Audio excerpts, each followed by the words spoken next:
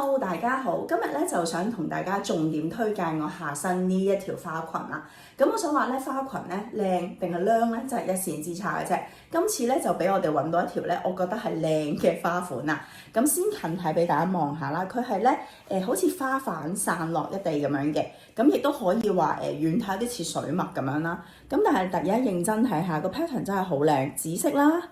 綠色啦。同埋 navy 嚟嘅 ，OK， 其實 navy 深度有啲黑色咁嘅感覺㗎，咁所以咧我襯唔同顏色嘅衫咧都容易嘅。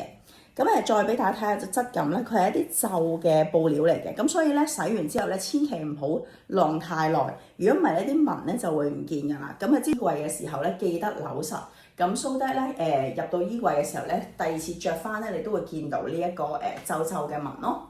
咁你會見到咧佢係全橡因腰嘅，咁所以好易着啦。下身咧係有底裙嘅，所以唔需要擔心透嘅問題啦。佢咧個裙腳咧係 irregular 嘅，咁所以咧望落去咧都好有春天花瓣嘅不規則嘅感覺嘅。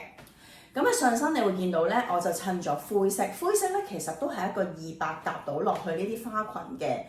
pattern 嘅 top 嚟嘅。